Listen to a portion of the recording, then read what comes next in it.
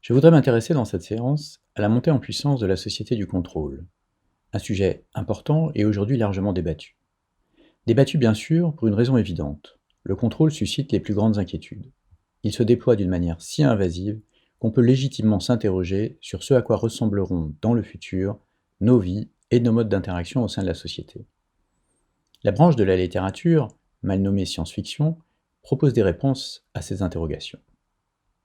Pour autant, aussi critiquée et parfois combattue que soit la société du contrôle, de la part avant tout d'activistes, mais également de certains acteurs de l'économie numérique eux-mêmes, et dans une moindre mesure par le législateur, qui tente de l'encadrer, d'en définir les contours, le mouvement que prend son développement ne semble en fait rencontrer aucune résistance, aucun obstacle. Bien au contraire, tout lui semble favorable. L'émergence de la société du contrôle paraît en quelque sorte inéluctable. Il me semble qu'on ne peut vraiment tenter de comprendre cette force qui anime l'émergence de ce qui ressemble à un nouvel ordonnancement de la société qu'en la replaçant dans son contexte global, en la considérant de la manière la plus générale possible, dans la situation du monde d'aujourd'hui et des défis fondamentaux auxquels il fait face. Nous avons sans doute trop tendance à regarder l'effet local des transformations que nous subissons, en négligeant les phénomènes dont les transformations locales sont les symptômes. Je poursuis donc ma tentative de considérer de la manière la plus générale possible l'interaction des humains avec le monde dans lequel ils sont plongés, en essayant d'identifier et de caractériser les modes d'échange informationnel qui gouvernent ces interactions. J'ai essayé dans les séances précédentes de montrer le positionnement des humains par rapport à la matière et par rapport aux idées. J'avais proposé de considérer trois sphères, la matière, les humains et les idées, un peu sur le mode des sphères de Vernadsky et Teilhard de Chardin. La géosphère pour l'inanimé, la biosphère pour la vie et la noosphère pour la raison. Je me suis éloigné du modèle de la noosphère, mon objectif est différent. Ce qui m'intéresse, c'est de caractériser les échanges d'informations entre les entités à tous les niveaux. En gros, de proposer une appréhension du monde qui ne considérerait que les échanges d'informations, et leur traitement bien sûr. Nous avons vu la place globalement modeste qu'occupent les humains dans la biosphère, mais la présence écrasante qu'ils ont acquise chez les mammifères, dont ils représentent un bon tiers, 36% de la masse, alors que le bétail, activité humaine donc, représente un peu moins des 2 tiers, 60%, laissant quelques pourcents aux animaux sauvages encore en existence. Les humains ont développé une emprise très forte sur le monde matériel, avec une transformation majeure de la biosphère, une appropriation massive de la biomasse, une captation importante du ruissellement. Une modification des milieux en général, telle que les géologues perçoivent l'humanité comme force géologique. Nous avions vu que l'intensification des échanges au niveau global et les avancées technologiques avaient conduit à cet extraordinaire impact. Mais ces transformations n'ont été rendues possibles que par le développement d'une maîtrise informationnelle concomitante et par conséquent une organisation institutionnelle des flux d'informations et de leur traitement. J'ai ensuite tenté de dresser un panorama très général de la question de la connaissance, de l'économie de la connaissance dans un sens très général. Elle se pose en des termes particuliers aujourd'hui à cause de la divergence entre savoir et action, ce qui remet radicalement en question la rationalité même de notre fonctionnement. Pas facile aujourd'hui de savoir où se cache la rationalité et de déterminer la frontière avec l'irrationnel, alors que la connaissance se développe dans une direction et l'action politique dans une autre. Les symptômes de ce phénomène, comme les fake news ou le conspirationnisme, sont quotidiennement décriés. Mais ce ne sont que les symptômes d'une crise plus profonde des fondements et des valeurs de nos sociétés. Nous avons considéré les processus de développement de la connaissance au long de l'histoire, en lien avec le rôle du savoir dans la société, en considérant les boucles de rétroaction qui guident son évolution. D'abord les puissantes boucles de rétroaction positives, qui contribuent à la croissance du savoir et des techniques, qui accompagnent la résolution des problèmes, mais en génèrent d'autres à leur tour, qui doivent être également résolus, et ainsi de suite. Ensuite, les boucles de rétroaction négatives, qui contribuent à laisser de côté certaines connaissances, en général pour éviter un changement de paradigme ou préserver un ordre établi, et qui sont à l'œuvre dans la contradiction entre savoir et action aujourd'hui. Enfin, nous avions vu aussi la très forte croissance des interdépendances entre phénomènes, d'une part à l'intérieur de la société humaine et d'autre part entre la société humaine et son milieu, une croissance qui implique, comme une sorte de corollaire immédiat, la montée régulière et inéluctable de la complexité de nos organisations. C'est donc dans ce contexte de complexité croissante que la société du contrôle peut et doit, à mon sens, être analysée. Je propose donc de considérer l'émergence de la société du contrôle comme un phénomène directement lié à la montée de la complexité. Mais avant, il me faut faire un petit détour par l'histoire récente. La société du contrôle est perçue dans sa relation avec Internet et la révolution numérique, comme un phénomène récent qui connaît une forte accélération permise par les technologies. Il y a autour de cette idée des présupposés particuliers qui introduisent des biais, à mon sens profonds, dans la perception des développements contemporains. La forte influence du courant libertarien a en effet conduit à voir dans le développement d'Internet et des services que la connexion généralisée au réseau permet, un incroyable vent de liberté. Ce vent allait toucher les individus qui gagneraient en potentialité, voire même en pouvoir, mais également les pays autoritaires qui seraient alors contraints à un mouvement d'ouverture et de démocratisation. Dans sa déclaration d'indépendance du cyberspace, John Barlow déclarait en 1996 que le cyberspace s'affranchirait de la tutelle des États. Nous allions enfin vivre libres partout sur la Terre. Pour une part, l'analyse de Barlow est exacte. Le cyberespace bouscule les États et transforme la géopolitique en introduisant dans le jeu géopolitique de nouveaux acteurs, les puissances numériques, qui jouent aujourd'hui d'égal à égal avec les États. Ce n'est pas rien, il faut le noter. Par ailleurs, les services du cyberespace ont transformé la vie des individus et l'organisation de la société, en ouvrant des possibles qui n'existaient pas avant. L'élargissement de l'accès à la connaissance en est un exemple absolument fondamental. Mais cette idée de liberté est pour une grande part un leurre. L'idée de la démocratisation, aussi généreuse qu'elle ait pu être, mais c'est un autre débat, s'inscrit dans une politique d'influence et de domination poussée par les puissances occidentales, principalement par les États-Unis, pour ce qui concerne la dimension numérique. Et une politique qui n'est pas nouvelle, mais dont les moyens d'action, la portée extraterritoriale, la puissance du contrôle et d'influence, sont démultipliés par les plateformes numériques pénètrent bien plus profondément dans les territoires que jamais auparavant. Cette politique va se heurter à une puissance montante, la Chine, qui va tenter de mettre en œuvre une logique extrêmement proche de celle des États-Unis pour l'élaboration de sa sphère numérique, reposant sur la construction de grands acteurs et la maîtrise de son territoire. La machine de propagande va se mettre en place des deux côtés pour justifier la politique de déploiement de ses propres systèmes sur son territoire et au-delà. L'argumentation est différente dans les deux pays, parce que bien sûr, la situation est différente. L'avance des États-Unis dans le déploiement technologique et le soft power est initialement considérable, et elle reste importante encore aujourd'hui, même si dans une bien moindre mesure. Mais si l'argumentation est différente, l'objectif est le même, avoir une complète maîtrise de l'outil du contrôle. Ce qui caractérise l'Internet chinois est donc bien plus sa ressemblance avec l'Internet américain que sa différence, contrairement à l'idée reçue.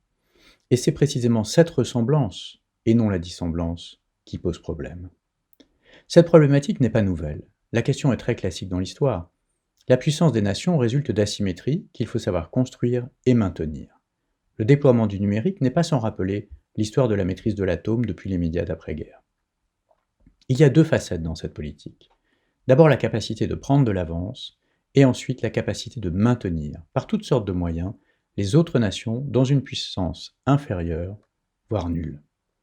Dans le cas de l'atome, sa dangerosité pour l'humanité a conduit à la légitimité de la politique de non-prolifération.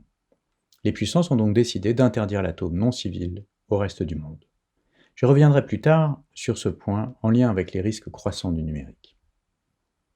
Pour les États-Unis, la propagande va être extrêmement efficace et permettre la pénétration puis la domination de ces acteurs industriels dans une grande partie du monde, et ce, essentiellement au nom de la liberté. C'est bien sûr l'extraordinaire qualité des services proposés, en premier lieu le moteur de recherche, qui ont fait initialement leur succès, et qui continuent dans tous les domaines que l'intermédiation algorithmique bouleverse. Mais outre le génie indéniable des systèmes, l'accompagnement idéologique inspire l'adhésion et la confiance des populations qui les adoptent. Cette propagande permet en particulier de sous-estimer la menace américaine et de surestimer la menace chinoise dans le déploiement de la société du contrôle. Ce qui est profondément paradoxal, il faut le souligner, jusqu'à ce jour, l'Europe dépend principalement des plateformes américaines. J'en veux pour preuve l'impact très faible des révélations de Snowden ou du scandale Cambridge Analytica sur l'usage que font les Européens des plateformes américaines et la médiatisation de la société du contrôle chinoise. Mais revenons à la question de la maîtrise du contrôle sur son territoire. Considérons par exemple la question de la limite de l'ouverture de l'Internet chinois et sa célèbre grande muraille numérique. Elle fait l'objet de critiques à l'intérieur du pays par ceux qui voudraient en sortir. mais elle fait également l'objet de critiques à l'extérieur du pays par ceux qui voudraient y entrer, mais en sont essentiellement empêchés. Quelles sont leurs motivations? Des parts de marché importantes, incontestablement. Une capacité d'influence au cœur même du territoire de la nation, qui menace l'hégémon américain. Encore plus sûrement. Une possibilité d'écoute, de contrôle de la société ainsi servie, et par conséquent d'intelligence dans toutes ses dimensions, politiques, stratégiques, économiques, etc. Sans aucun doute également. Le potentiel d'intelligence perdu par l'impossibilité d'agir numériquement sur un territoire étranger est énorme et justifie tout le déploiement de l'arsenal du soft power et de la diplomatie. Les États-Unis s'y emploient avec talent. L'autre point des libertariens concerne la liberté individuelle. La société du contrôle permet de l'encadrer, on ne peut plus étroitement. Il s'agit d'une liberté sous contrôle. La meilleure illustration de cette évolution est probablement donnée par la capacité de limiter la liberté de manière soft, numérique, sans nécessité d'une restriction physique des libertés de mouvement, comme la permet la prison, au moyen d'un simple bracelet électronique qui géolocalise précisément le porteur. Il y a donc une forme de déception, comme un sentiment de trahison, ressenti par une partie de la population qui avait cru, naïvement sans doute, à une propagande bien construite de promotion de ce que la révolution numérique amènerait comme transformation géniale de la société vers un affranchissement croissant des contraintes, et en particulier celle de l'État. Cet enthousiasme se fait jour dans une période historique particulière. Il faut se rappeler du célèbre « Government is not the solution to our problems, government is the problem » prononcé par Ronald Reagan lors de son discours d'investiture le 20 janvier 1981, alors qu'il allait devenir le 40e président des États-Unis. La période qui suit conduit à une diminution du rôle de l'État dans les pays occidentaux qui s'avère extraordinairement opportune pour les plateformes numériques émergentes qui s'engouffreront et s'approprient donc la place laissée libre par les États. Il convient donc de sortir de cette fausse naïveté. Internet a été construit avec la défense, dans une perspective de développement de la puissance, et ce n'est en rien surprenant. Le développement d'Internet s'inscrit pleinement dans l'histoire du développement des technologies de l'information, secteur stratégique pour l'économie, pour la sécurité nationale, comme pour la guerre. Mais il faut quand même reconnaître que l'histoire a joué un mauvais tour à la révolution numérique. Certains événements ont en effet accéléré un phénomène qui était certes à l'œuvre dans l'émergence de la société du contrôle, je vais revenir sur ce point, c'est ma thèse principale, mais dont on aurait pu imaginer qu'il prenne une tournure moins brutale, ou tout au moins pas aussi rapide. La priorité de la lutte contre le terrorisme, après l'attaque terroriste du 11 septembre 2001, a pour une part déterminé l'évolution des services numériques dès leur apparition. Les données allaient constituer une source d'une immense richesse pour le renseignement. Et après une bonne décennie de pratiques, plus ou moins légales, conduire le législateur à normaliser des formes nouvelles, bien plus invasives, de contrôle de la population. On pourrait penser bien sûr que le cours de l'histoire aurait pu être différent sans le 11 septembre. Mais je ne le crois pas. La société du contrôle est un phénomène d'émergence qui remonte plus loin et qui, de toute évidence, s'appuie sur des causes profondes et durables. Le numérique peut alors être vu comme un accélérateur dans l'époque contemporaine, ou ce que j'aurais tendance à favoriser comme hypothèse, comme faisant précisément partie de cette émergence. Je voudrais maintenant parler du plus haut pouvoir. La société du contrôle est une forme de gouvernance particulièrement intrusive dans l'organisation de la vie des populations et des individus. On assiste à son déploiement aujourd'hui, sous nos yeux, et dans nos vies mêmes, au travers des nouveaux modes d'interaction auxquels nous avons recours, et qui sont de plus en plus fréquemment intermédiés par des systèmes numériques. C'est le cas bien sûr des nouveaux services, comme le moteur de recherche, mais de manière croissante, de tous les services traditionnels, comme les achats, la lecture, le soin ou l'éducation. Les applications du Quantified Self, qui permettent de se mesurer, de contrôler ses performances, de répondre à des objectifs et de partager ses mesures, relèvent du biocontrôle, un contrôle volontaire qui répond à de nouvelles normativités. Les applications numériques, qui peuvent être finement personnalisées, ne serait-ce que le moteur de recherche, permettent des services d'un nouvel ordre, non plus adaptés à un territoire, mais à un individu. La capacité des administrations publiques, comme privées, à remonter et à exploiter des informations dans un nombre de dimensions croissant, et avec une fréquence également croissante, participe de ce mouvement, qui étend la capacité de contrôle de plus en plus finement sur la population. On parle de biopolitique, à propos de cette forme de gouvernement des populations qui peut adapter ses services aux individus afin d'optimiser leurs conditions ou leurs comportements. Le sujet est largement abordé aujourd'hui, mais le concept de biopolitique n'est pas nouveau. Il fait l'objet du cours de 1979 de Michel Foucault, qui l'a défini comme, je cite, la manière dont on a essayé, depuis le XVIIIe siècle, de rationaliser les problèmes posés à la pratique gouvernementale par les phénomènes propres à un ensemble de vivants constitués en population. Santé, hygiène, natalité, longévité, race. Fin de citation.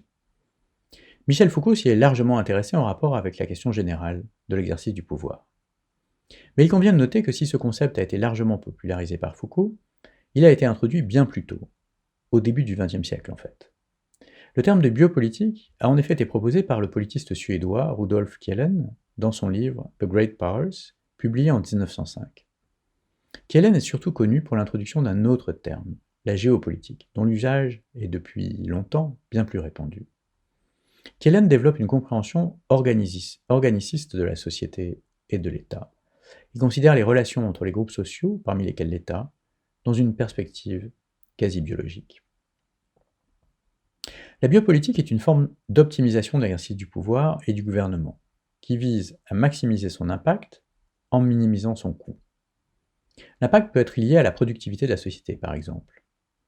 Le coût peut s'entendre de diverses manières. Le coût économique, bien sûr, celui d'une administration publique, par exemple, mais également le coût politique, celui de mesures dont l'impopularité, par exemple, serait source de troubles et d'inefficacité. La biopolitique optimise directement la population, la vie des individus, leur éducation, leur espérance de vie, leur santé, la durée de la vie active, etc., afin d'obtenir des formes optimales d'individus. Cette optimalité s'inscrit nécessairement dans une vision politique de l'efficacité de la société. Elle se développe progressivement au cours de l'histoire, avec le souci par exemple de l'amélioration des conditions de vie en ville, de l'habitat, de l'hygiène publique, qui prennent différentes formes suivant les préoccupations des époques. De la modernité du Second Empire, par exemple, qui a le souci de la salubrité, de l'ordre public, à l'écologie de l'époque contemporaine, qui rêve de villes moins polluées, plus proches de la nature, entre guillemets, pour une part débarrassées de certaines formes de la modernité, celles qui faisaient rêver à l'époque pompidolienne.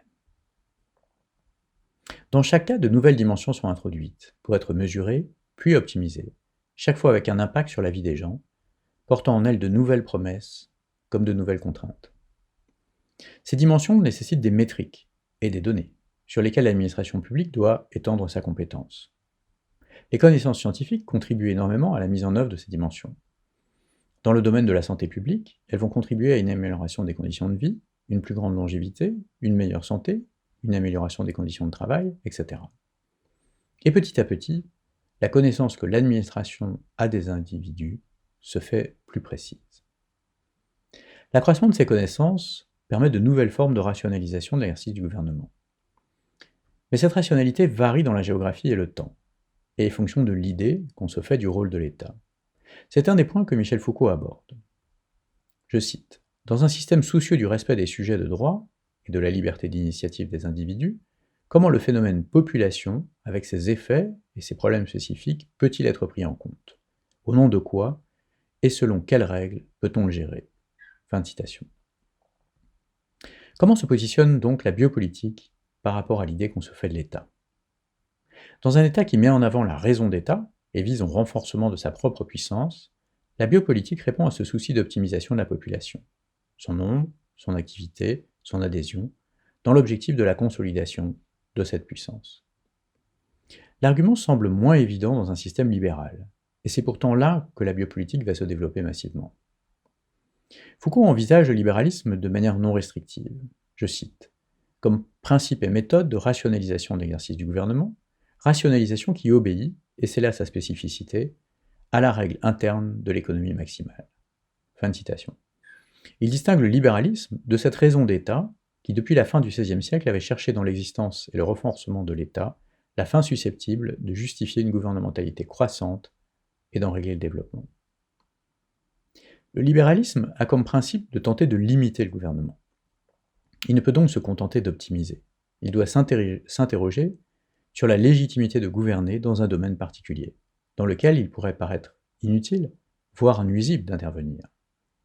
Une situation très différente et beaucoup plus complexe donc que l'idée d'une optimisation qui renforcerait l'État lui-même.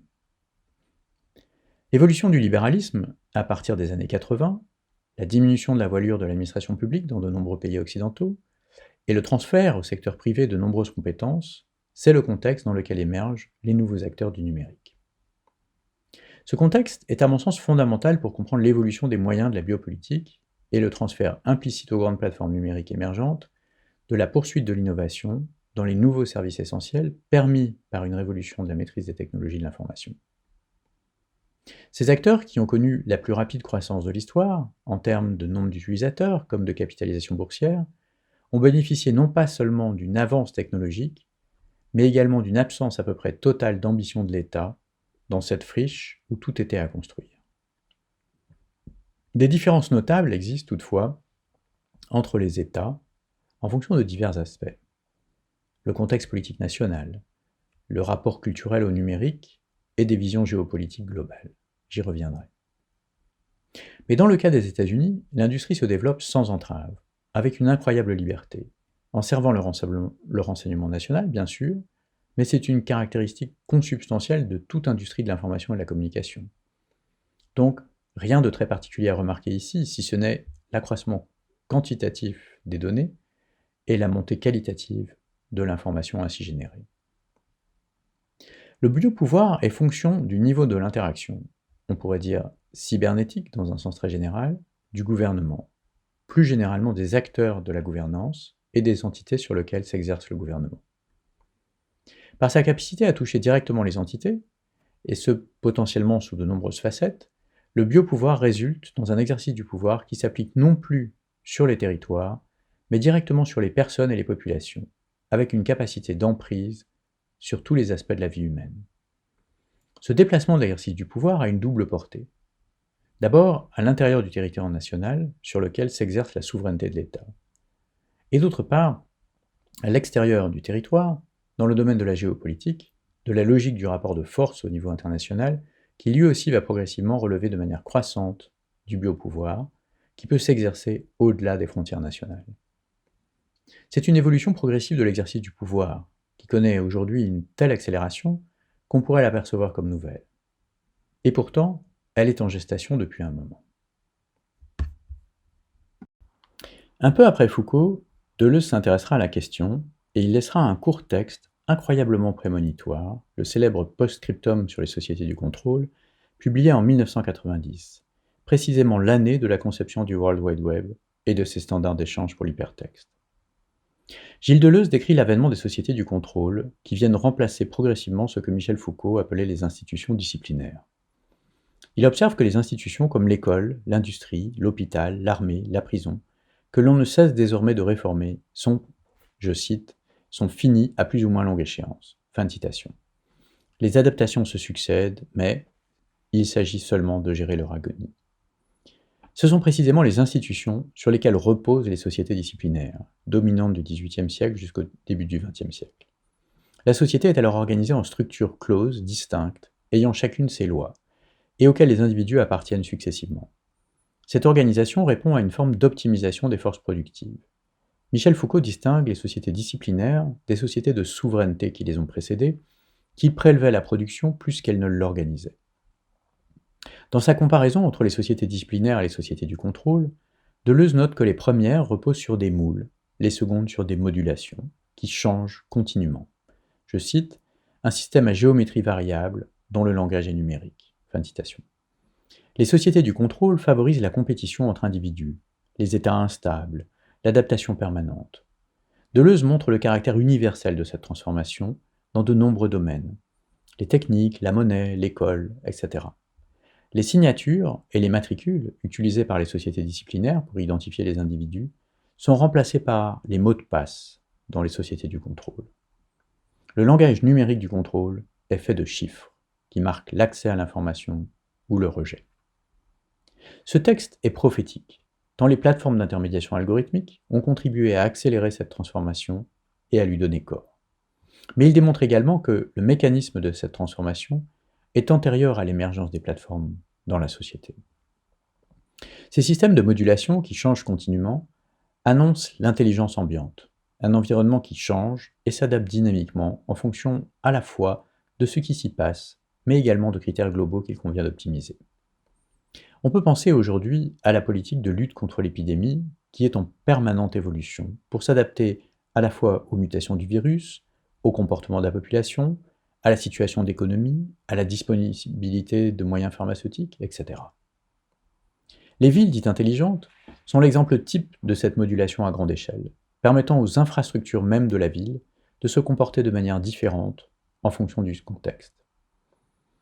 On peut penser comme illustration à un passage piéton, dont le feu s'adapte pour laisser plus de temps au passage d'un groupe d'enfants dans son intégralité par exemple, plutôt que le groupe s'adapte au tempo fixe du feu et se divise en deux sous-groupes. Le transport adaptatif propose des lignes de bus n'ayant pas de parcours prédéfini et qui prennent et déposent leurs passagers où ils le souhaitent, dans une optimisation à la fois individuelle, qui facilite la vie, et collective, qui permet d'équilibrer la charge de chaque bus par exemple. J'aime beaucoup l'exemple des lignes de bus. Il illustre à quel point nous sommes habitués à des modes de fonctionnement devenus caducs, mais sans nous en rendre compte. La justification du tracé fixe de la ligne de bus, contrairement au tramway par exemple qui est prisonnier de son infrastructure physique, est liée au moule informationnel dont le bus est prisonnier. Dès lors qu'on peut s'en abstraire, par l'accès en temps réel à la médiation entre passagers et bus, son parcours est libéré de ces contraintes. L'information joue un rôle absolument central dans la mise en œuvre de toute forme de gouvernance. Tout gouvernement, quel qu'il soit, remonte de l'information des entités sur lesquelles il exerce son autorité. Il traite ces données avec les moyens qui sont les siens, et en retour transmet un flux d'informations contenant des instructions qui visent soit la satisfaction de ses propres besoins, soit à l'orientation de la société, à l'optimisation de son fonctionnement, ou à l'adaptation à de nouvelles contraintes ou de nouvelles possibilités. L'impôt et la conscription sont les deux prélèvements historiques qu'exerce le gouvernement pour la satisfaction directe de ses propres besoins. Le développement des connaissances, l'aménagement du territoire servent l'optimisation. Toutes ces activités supposent des moyens institutionnels pour traiter l'information. Tout gouvernement dispose donc des institutions pour récolter, transmettre et traiter l'information. Récolter l'information provenant si possible du plus profond des territoires, avec une granularité qui augmente précisément avec la biopolitique. Faire circuler l'information au moyen de réseaux de communication. Les postes autrefois, les plateformes aujourd'hui, avec des questions de célérité, de fiabilité et d'autres. Et enfin, traiter l'information pour produire des connaissances, ce qui s'inscrit dans la boucle de rétroaction de développement du savoir. Le degré de sophistication de ces fonctions est très variable suivant les sociétés, les périodes de l'histoire, mais aussi dans la synchronie entre les différents régimes. C'est le cas à l'époque contemporaine en particulier, la globalisation ne résultant pas dans une uniformité de la puissance numérique, mais bien au contraire, dans la concentration de la puissance dans quelques nations. On pourrait tenter d'analyser les formes de gouvernement ou de régime politique en fonction des mécanismes dont ils disposent et qu'ils déploient pour le traitement de l'information par l'administration au sens large. Ainsi, au lieu de considérer leurs institutions, le cadre juridique, les termes de la Constitution, l'organisation de la séparation et de l'équilibre des pouvoirs, ou le mode de désignation des gouvernants par exemple, on considérerait les institutions publiques ou privées, visibles ou invisibles, qui occupent une position centrale dans la concentration et le traitement de l'information, permettant de mettre en évidence de manière précise la manière dont la commande s'exerce en pratique et quel est le pouvoir des différents groupes, différentes institutions au sein de la société. Il est bien connu, par exemple, que la finance internationale échappe en partie au contrôle des États. Mais on ne considère pas ces mécanismes quand on étudie le fonctionnement des institutions. Et pourtant, les acteurs de la finance sont au cœur du contrôle des flux, de tous les flux de matière, comme les flux de ressources humaines et du travail à une échelle globale. Et s'il y a un domaine qui dispose d'une extraordinaire maîtrise de l'information, et ce à tous les niveaux, c'est bien la finance, qui domine par la vitesse de transmission, la vitesse de traitement, la capacité mathématique d'analyse et de modélisation, et un territoire d'activité illimité au niveau planétaire. De manière équivalente, on ne considère pas en général l'activité mafieuse dans la description de l'économie, malgré son poids non négligeable. Certains pays, à la suite du Royaume-Uni, le considèrent aujourd'hui dans le calcul de leur PIB. Mais cela pose d'insolubles problèmes, tant politiques, c'est une reconnaissance implicite, que pratiques. C'est difficile de mettre en place des standards de mesure. Avec la mafia, on touche là encore à un système extrêmement sophistiqué et résilient de traitement d'informations et de commandes, qui repose sur une topologie en réseau, et non hiérarchique, contrairement à celle de l'État, et qui est incroyablement robuste. Elle est conçue précisément pour résister à la destruction de ces nœuds et assurer le remplacement automatique de leurs fonctions dans l'organisation. Si on remonte plus loin dans l'histoire, les grands empires de l'Antiquité disposaient de moyens très efficaces pour remonter de l'information et garantir le fonctionnement de la fiscalité et de la conscription. Mais ils faisaient souvent bien plus pour optimiser le fonctionnement et assurer la robustesse du système. La Chine impériale, par exemple, disposait d'un système très sophistiqué de traitement d'informations qui permettait d'informer très rapidement de difficultés majeures, qu'il s'agisse d'attaques barbares à la frontière ou de catastrophes naturelles comme les récurrentes inondations. Dans les deux cas, il fallait réagir très vite et mobiliser l'aide nécessaire afin de circonscrire le problème. La Grande Muraille est d'ailleurs, à ma connaissance, le moyen de télécommunication qui est resté le plus rapide de l'histoire pendant le plus longtemps. Le XIXe siècle conduit en Europe à un extraordinaire perfectionnement de la connaissance du territoire et des populations, permis par le développement contemporain, d'une part des technologies de gouvernement, que sont le recensement et la statistique, et d'autre part des technologies d'investigation de la nature, qui conduisent à l'avancée des connaissances, avec comme corollaire le souci politique de la santé et le progrès de la qualité de la vie. Le XXe siècle européen va conduire aux formes les plus sombres de gouvernance, avec des moyens de surveillance exceptionnellement invasifs et efficaces. Et pour ce qui concerne l'Allemagne nazie, reposant déjà largement sur un traitement informatique de l'information, au moyen des ordinateurs les plus puissants disponibles à l'époque, importés directement des États-Unis. On pense bien sûr aussi à la Stasi, et cette incroyable machine de surveillance reposant sur un nombre de collaborateurs extraordinaire.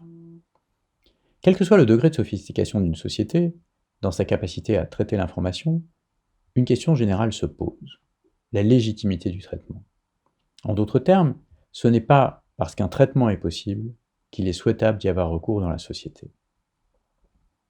Bien sûr, cette question est probablement plus d'actualité que jamais auparavant dans l'histoire, parce que le champ des possibles s'est ouvert d'une manière radicale, grâce en particulier aux avancées de la technologie, et que la réflexion politique à ce sujet est encore très balbutiante en regard de la vitesse des transformations. Bien des questions sont aujourd'hui abordées sous l'angle de l'éthique. Mais ces considérations s'inscrivent dans une longue histoire, celle de la réflexion politique autour de l'information et des limites imposées à son usage. Ces limites n'ont souvent rien à voir avec l'éthique. Elles sont fondamentalement systémiques et reposent sur des arbitrages politiques. Quelques exemples pour illustrer mon propos. La loi protège les journalistes, qui ne peuvent être contraints à révéler leurs sources.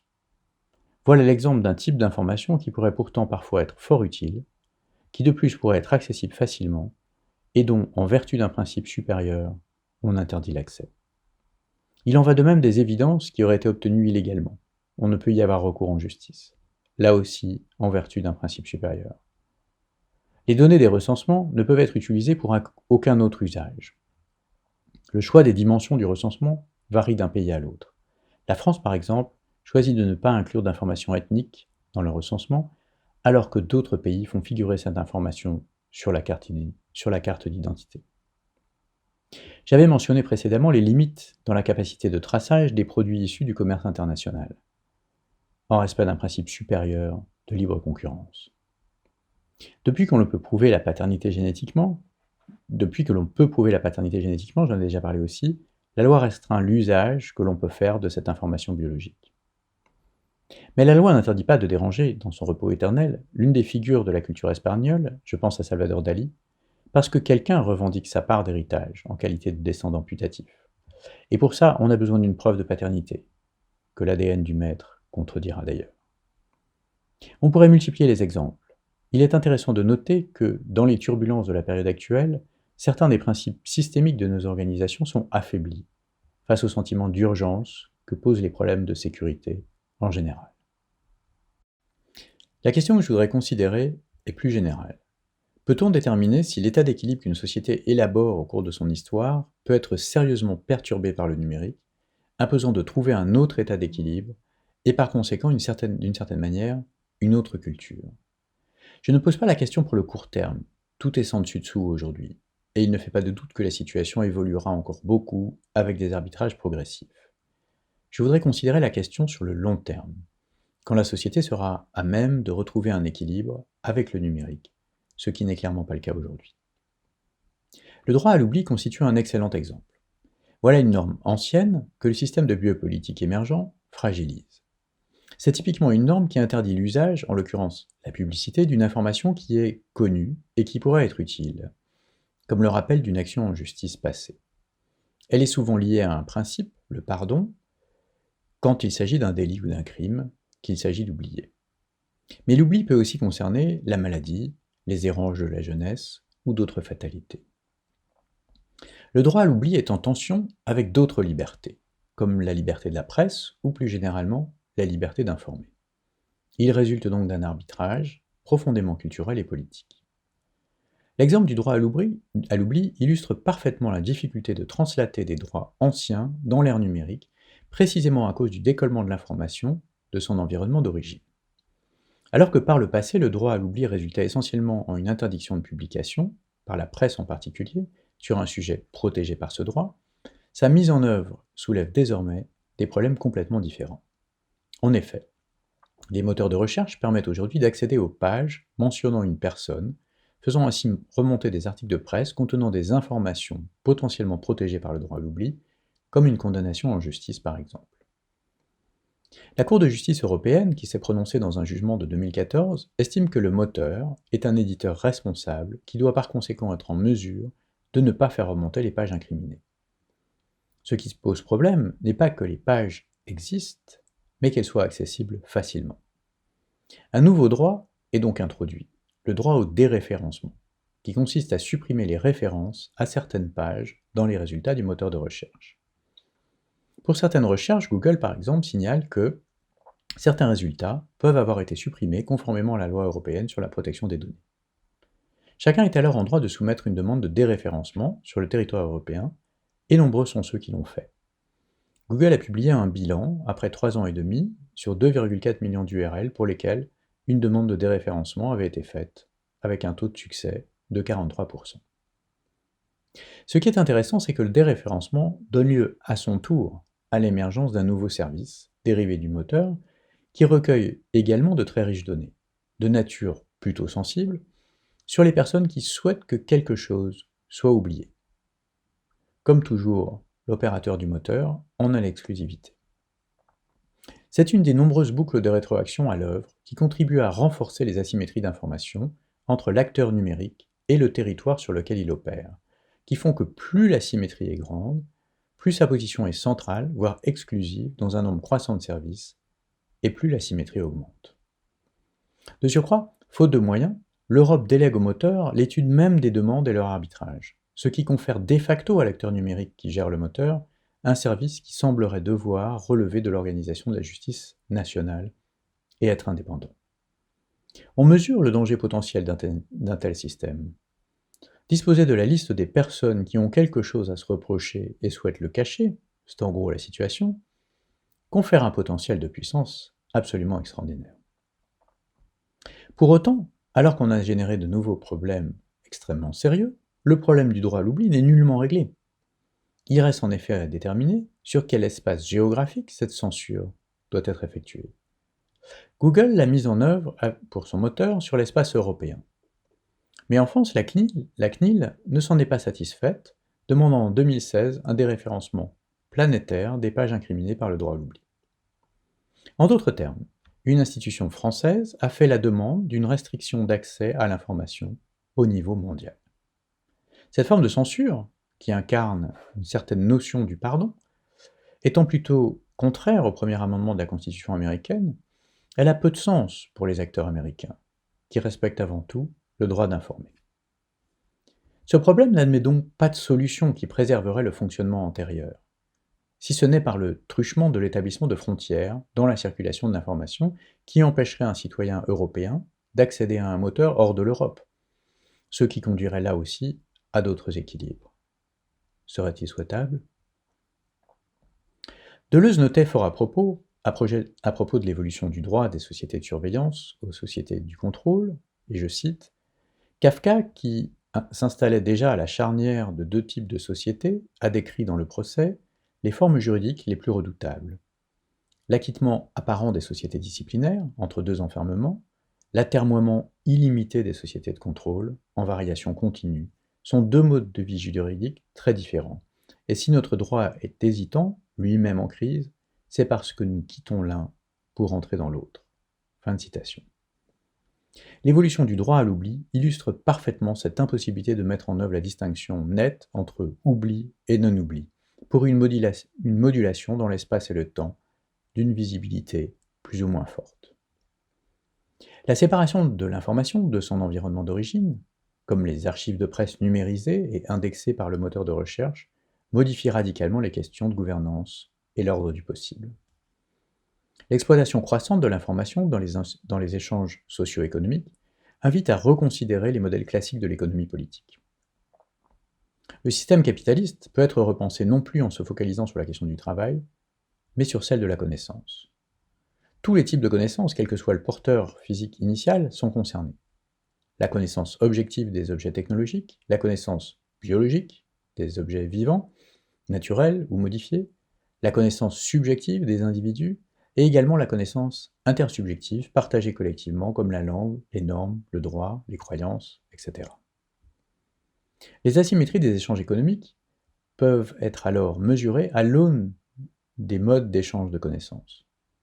Par aliénation, dans le cas en particulier du travail et du transfert du savoir-faire, par reproduction, dans le cas des biens immatériels culturels par exemple, ou encore par attention, dans le cas de la publicité, pour reprendre des distinctions qui ont été proposées par Mariano Zuckerfeld. On sera alors à même de comprendre si les échanges de connaissances sont légitimes et souhaitables, comment ils sont rémunérés, et déterminer s'ils le sont à leur juste valeur. Faire de la politique, avec les moyens de la biopolitique, imposera de théoriser ces nouveaux paradigmes, d'identifier les tensions, les points d'équilibre, les écueils. On mesure le désarroi actuel dans le champ politique. La biopolitique recouvre de très nombreuses facettes. Je voudrais aborder plus précisément trois d'entre elles. Le contrôle des échanges, d'abord le contrôle des échanges par la suppression des moyens de paiement sans mémoire, le retrait donc des monnaies matérielles. Ensuite, les questions de construction personnelle, de santé, de quantified self, d'éducation, et plus généralement l'évaluation volontaire de ses propres performances. Et finalement, l'évolution du cadre légal des capacités de surveillance de la population. La première, la monnaie, implique un contrôle total de tous les échanges monétisés. La seconde, un mouvement du bas pour récolter et souvent pousser ces informations vers le haut, parfois d'ailleurs appelée sous-veillance. Et la troisième, à l'inverse, la surveillance, présente un mécanisme du haut pour aspirer des informations provenant de la population. Les moyens de paiement électroniques se sont multipliés grâce au déploiement des technologies. Les cartes de paiement, puis plus récemment les systèmes de paiement sur smartphone. D'autres techniques biométriques permettent d'utiliser son corps comme identifiant pour se connecter au système et payer. Le développement de ces moyens, emblématiques des marchés bifaces, a été largement étudié par les économistes. Ils sont poussés par la facilité d'usage, l'agilité des nouveaux acteurs qui les ont proposés et la volonté des États. Ce qui se joue dans cette transformation, c'est l'enregistrement, c'est-à-dire la mémoire systématique de tous les échanges. Ça s'inscrit dans le mouvement général du décollement de toutes les informations de l'activité. Certains pays ont généralisé massivement ces moyens. La Suède, par exemple, favorise une économie sans monnaie physique. Contrairement à la majorité des pays, la quantité de cash en circulation a baissé en Suède, et de nombreuses institutions, de très nombreux magasins en particulier, mais également des banques, ne manipulent désormais plus de monnaie physique. La Chine est également très avancée dans cette direction. La motivation des États est liée à des objectifs politiques généraux, l'affaiblissement de leurs ennemis extérieurs et la lutte contre la corruption intérieure. Les États mettent en avant la lutte contre le terrorisme, la traque du blanchiment ou la diminution de l'évasion fiscale. Pour les pays occidentaux, leurs difficultés financières, que la dette nationale éponge, justifient le recours à des méthodes invasives qui auraient semblé inacceptables il y a peu de temps. La généralisation du paiement numérique, si elle répond aux soucis des États, renforce les acteurs de ces nouveaux moyens qui touchent tous les échanges, toutes les transactions entre tous les acteurs, individus, entreprises ou États. De nouvelles plateformes de paiement sont apparues, dont la centralité dans les échanges est fondamentale. Quelques plateformes centralisent une part très importante des paiements. Swift, par exemple, occupe une position sans partage sur les transactions interbancaires au niveau international. Progressivement, ce qui était une possibilité devient une obligation. L'émergence d'une société sans cash semble se profiler, une société qui garde donc la mémoire de toutes les transactions, par conséquent, de tous les échanges. C'est une transformation radicale qui résulte dans une centralisation très forte du pouvoir et qui devra trouver des équilibres avec des contre-pouvoirs. Les monnaies locales pourraient d'ailleurs être favorisées par leur potentiel d'alternative et d'échappatoire à cette tendance. Ce phénomène contribue également au renforcement de l'asymétrie d'information entre les acteurs émergents du numérique et les administrations publiques. Ce que cette transformation pourrait permettre, c'est une taxation extrêmement précise de l'activité. Elle pourrait être progressive, par exemple, et clairement, la nécessité de modifier les échanges avec l'environnement pourrait être intégrée dans une telle taxation, en imposant de manière progressive la consommation individuelle de certains produits dont l'humanité cherche précisément à réduire collectivement la consommation. Personnellement, je crois qu'il y a là un aspect qui contribuera à l'orientation future de ces systèmes. C'est donc une forme évidente d'optimisation, de très fine granularité, par un moyen biopolitique. Il présente également des risques. Celui qui est le plus souvent évoqué est la panne, résultant d'une cyberattaque par exemple, de tout moyen de paiement qui paralyserait complètement une société. Il est d'ailleurs conseillé en Suède de garder un peu de cash papier à la maison, au cas où. Mais d'autres risques sont aussi possibles, plus fondamentaux sans doute. Trop d'optimisation peut tuer l'optimisation, en ne laissant aucune marge de manœuvre à cette diversité chaotique qui permet l'évolution, l'adaptation et, in fine, la résilience. Venons-en maintenant au deuxième aspect que je voulais considérer, celui de la santé. Depuis la fin du XIXe siècle et les découvertes de la microbiologie, on pénètre plus profondément dans la connaissance du corps humain, et la capacité à extraire du corps une information précieuse pour le diagnostic qui permet le développement tant de la prophylaxie que du soin. Ces progrès de la médecine amènent à une surveillance plus continue de la santé des individus, avec un souci de plus en plus grand d'agir en amont sur l'ensemble de la population pour, quand c'est possible, prévenir ou tout au moins diagnostiquer le plus tôt possible des pathologies. Les progrès de la qualité de la vie doivent beaucoup à cette capacité de remonter l'information de plus en plus finement. Les technologies numériques rendent possible une remontée d'informations continue d'un nombre croissant de paramètres biologiques de chaque individu.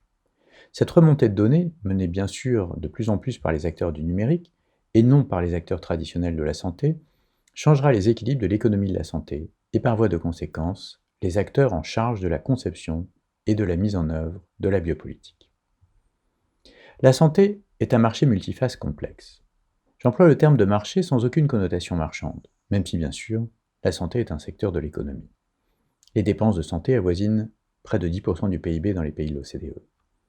On peut mentionner, parmi les nombreuses phases de ce marché, les phases suivantes. Les patients d'abord, bénéficiaires des services que nous sommes tous. Les soignants, qui délivrent des soins aux patients. La pharmacie, qui développe les molécules permettant de traiter. Les grandes structures, comme les hôpitaux, qui concentrent matériel et compétences. L'administration publique, en charge de la santé, qui définit et oriente l'effort public pour la santé. Les assurances, en charge de la mutualisation de ce risque, qui assure un principe essentiel de la justice sociale. La recherche, qui permet les avancées de la médecine. La coopération internationale, qui harmonise les politiques autour des questions globales, les pandémies par exemple. On pourrait continuer et raffiner cette liste. Comme sur tout marché multiface, l'ensemble de ces acteurs échangent de l'information et des services. Mais ce qu'on peut noter, c'est que leur mode d'organisation relève du vieux monde. Les informations circulent insuffisamment et les médiations sont assurées directement par des acteurs, en général jaloux de leurs prérogatives.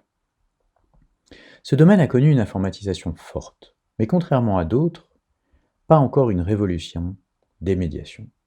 C'est évidemment un domaine sensible. Les tensions sont majeures et les arbitrages profondément politiques. La période de la pandémie actuelle est riche en rebondissements, voyant s'affronter les États, les territoires, les industries, etc. Il ne fait pas de doute que la santé sera à terme gérée par une plateforme d'intermédiation, qui intermédiera entre les innombrables acteurs de ce complexe marché multiface, permettant aux acteurs d'accéder aux données qui contribuent à améliorer leurs services, à les personnaliser et à en créer d'autres. L'intérêt du partage de données est évident pour tous les acteurs, et en premier lieu, le plus important d'entre eux, celui auquel le système est consacré, le patient. À ce stade, la plupart des personnes n'ont même pas accès à leur propre historique médical. La recherche médicale n'a pas un accès large à l'ensemble de ces historiques non plus. L'évaluation des politiques de santé ne peut pas non plus atteindre une granularité fine. On pourrait multiplier à l'infini les bénéfices de l'exploitation des données. Bien sûr, cela demandera une évolution du cadre légal et des protections adéquates des données et de leurs usages. C'est le travail du législateur. Les plateformes pourront répondre à des priorités économiques, servir des intérêts particuliers, ou encore favoriser le bien commun. Bref, leur conception répond avant tout à un choix de société. Elle résulte d'un rapport de force entre acteurs et de la capacité du politique à les arbitrer. Ces tensions sont extrêmement complexes et de nature très diverse. Quelques exemples permettent d'illustrer cette complexité. La politique de santé impose un arbitrage entre l'intérêt commun, celui de tous, et l'intérêt particulier, celui d'un individu. Cet arbitrage est multifacette. Il concerne le coût maximum des soins par malade, le risque individuel des prophylaxies, le débat sur le vaccin contre le Covid révèle cette tension, et le risque collectif de certains traitements. À ce sujet, l'OMS appelle à une baisse de l'usage des antibiotiques. Autre sujet, la politique de financement par les brevets, régulièrement critiquée, et en ce moment même à propos des vaccins Covid. La possibilité de dégradation de la mutualisation de l'assurance, conséquence de la connaissance précise du risque individuel. À ce stade, les acteurs historiques conservent un fort contrôle de leur domaine. Mais l'activité des plateformes se développe en partant du bas, le niveau des patients, avec toutes les applications, en particulier de Quantified Self, si emblématiques de la biopolitique. Il fait peu de doute qu'elles remonteront progressivement les systèmes globaux de la santé. Ce mouvement se développe à la fois pour le suivi santé de certaines pathologies, mais également pour le simple bien-être. Les dispositifs comme Fitbit ou l'Apple Watch se généralisent, et il y a une vraie évolution de la culture de la connaissance de soi, ou des différentes formes du développement personnel qui, comme le reste de la société, souhaitent ou recherchent l'objectivation par les nombres. Ces mécanismes, comme tous les dispositifs de la biopolitique, visent à l'optimisation. Ils servent la performance dans la vie ou au travail, et sont souvent associés à des formes de compétition intense. Certains mouvements militent et participent à des tentatives de changement plus profond des humains, comme l'augmentation ou le biohacking, pour améliorer les individus ou l'espèce elle-même. Ces techniques personnalisées et invasives sont aussi utilisées dans d'autres domaines, comme l'éducation, par certaines plateformes de la EdTech qui proposent une éducation personnalisée, adaptée à chacun. Je ne peux m'empêcher à ce sujet de penser à Michel Serres, qui disait que, comme Saint-Denis décapité, représenté tenant sa tête dans ses mains, nous tenons dans nos mains l'organe de notre pensée, aujourd'hui pour une part externalisée de notre corps. Une fois que les technologies sont en place, il est alors possible de favoriser, voire d'exiger leur usage. Ce peut être le cas du corps médical, bien sûr, mais également des assurances en lien avec les comportements à risque. Toutes sortes d'acteurs, dans une sphère bien plus large que le secteur de la santé, peut y avoir recours, comme les employeurs par exemple. Le contexte actuel est intéressant à ce sujet. La pandémie de Covid a en effet conduit au développement d'innombrables outils numériques pour essayer de ralentir la propagation du virus. Dans le cadre de cette course informationnelle, les systèmes numériques jouent un rôle essentiel. Face à une information incomplète, ils permettent de révéler des données extrêmement précieuses sur l'état individuel des personnes, infectées, immunisées, vaccinées ou encore à risque, et d'interagir avec la population pour mieux protéger tant les individus que la société dans son ensemble. On peut essentiellement distinguer 3 types de systèmes déployés face à la crise sanitaire. Les systèmes minimalistes de tracing, les systèmes informationnels et les systèmes intégrés de gouvernance. Les systèmes de tracing ont suivi l'exemple de l'application TraceTogether développée à Singapour. la France a développé tous anti-Covid. Ces systèmes constituent une forme profondément nouvelle de la biopolitique, qui n'est pas verticale, mais horizontale, au moins en théorie. À mon sens, ces systèmes sont profondément paradoxaux.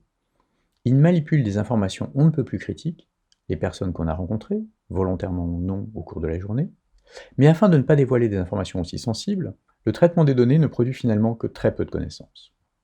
Il prévient des possibles contacts avec une personne contaminée. Toutefois, l'incertitude sur ce qu'un tel système peut faire des données en pratique limite sans doute leur extension. Différents acteurs sont impliqués, des opérateurs des systèmes mobiles comme iOS ou Android, aux développeurs des apps. De surcroît, comme pour toutes les technologies, on peut s'interroger sur les autres usages qui pourraient être développés de cette biopolitique horizontale. Le récent débat au Parlement en France pour l'adoption du pass sanitaire montre les difficultés politiques de ces systèmes de contrôle et de vérification. Certains pays ont choisi de développer des systèmes essentiellement informationnels, dont l'objectif est avant tout de produire de la connaissance en remontant des informations anonymisées vers la puissance publique et les instituts de recherche. C'est le choix fait notamment en Allemagne. En avril 2020, lorsque l'Institut d'épidémiologie et de veille sanitaire Robert Koch a développé une application intitulée Corona Datenspende. Pour finir, le recours aux systèmes d'intermédiation généraux a été assez systématique dans certains pays d'Asie orientale. L'objectif est avant tout d'établir un lien continu et personnalisé entre les autorités gouvernementales et la population. Ces dispositifs s'intègrent dans un mode de gouvernance qui exploite une part importante de l'information en circulation. À titre d'exemple, la Corée du Sud a, le 20 mars 2020, rendu obligatoire, pour toutes les personnes entrant sur son territoire, le téléchargement de l'application Self-Quarantine Safety Protection App. Je voudrais maintenant dire quelques mots de la question de la surveillance sous l'angle plus sécuritaire. Le sujet de la surveillance est éminemment complexe. L'industrie des plateformes a fait de la donnée une valeur qu'il convenait d'accumuler et d'exploiter. La période que nous vivons est celle de la croissance de cette tendance. Sans doute parviendra-t-on un jour à un pic, après quoi la société mettra en œuvre des arbitrages en faveur de nouveaux équilibres. Mais je ne crois pas que l'on soit proche aujourd'hui de ce point de rebroussement où le balancier reviendra en arrière en faveur de l'abandon volontaire de l'exploitation de certaines données, même si le législateur est actif partout pour réglementer l'usage des données. Les conditions politiques qui ont conduit aux nombreuses limites que j'ai mentionnées, dans la possibilité ou l'impossibilité de recourir à des informations concernant la justice, la presse, le commerce, etc., ne sont probablement pas réunies aujourd'hui. Je pense en effet que les difficultés auxquelles nos sociétés font face, elles sont diverses et nombreuses et ne semblent pas devoir s'améliorer à brève échéance, vont contribuer à justifier une augmentation des moyens de surveillance et un approfondissement des formes plus intrusives de la biopolitique. C'est dans ce contexte que l'on doit, à mon sens, analyser l'évolution des législations sur la surveillance et leur caractère de plus en plus intrusif. De surcroît, l'asymétrie d'information croissante entre les services de l'État et celui des opérateurs numériques pousse vers une pression croissante des États pour accéder aux données, au moins pour des raisons sécuritaires. La loi sécurité globale, adoptée par l'Assemblée nationale au mois d'avril dernier, modernise les moyens de capter des données par les forces de sécurité. Elle autorise désormais l'utilisation de drones captant des images et l'installation de caméras sur des véhicules conventionnels. Elle facilite aussi les conditions d'accès direct aux images par les forces de l'ordre.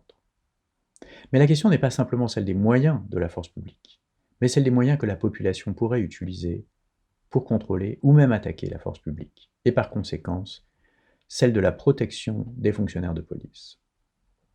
L'introduction de limitations dans la capacité à prendre des images, le fameux article 24, si controversé, est une dimension de cette problématique. La tension est donc patente sur les usages sécuritaires de l'information, et la route vers des équilibres raisonnés de pouvoir sera probablement longue. Je considérerais le social scoring, qui généralise l'ensemble des dimensions de la biopolitique, dans le prochain cours en lien avec le système global. Quelques mots en guise de conclusion. Par nos comportements, nous participons en général, sans intention et bien souvent sans même en avoir conscience, à régler la machine du biopouvoir. Parfois, notre participation révèle plus de l'intentionnalité, on pourrait dire de la servitude volontaire, dans une course à la performance, à l'optimisation des paramètres et des indicateurs que la machine renvoie aux individus et qui les valorise. Nous cherchons alors à adapter continuellement nos actions pour satisfaire ces objectifs. C'est toute l'ambition du biopouvoir. Les systèmes reposent sur une double articulation. D'une part, le stock de données qui est analysé, et sur lequel de nouvelles catégories sont construites par les algorithmes d'apprentissage, ou simplement de détection de régularité statistique et de corrélation, et d'autre part, sur le flux d'interactions en temps réel avec les individus, les populations, tout comme les innombrables objets connectés. Nous sommes donc des objets dans une immense machinerie statistique qui contrôle toutes les interactions, désormais intermédiées par des systèmes technologiques, et qui génèrent de nouvelles normativités que certains appellent algorithmiques. Dans les 2 prochains cours, j'aborderai la matrice, le système d'information perçu dans sa globalité, décentralisé certes, mais avec de fortes asymétries d'information et de pouvoir, construit ou subi par les entités qu'il gouverne, individus ou nations. Enfin, on considérera la singularité, les conséquences possibles d'une supériorité des machines sur les humains et sur leurs organisations.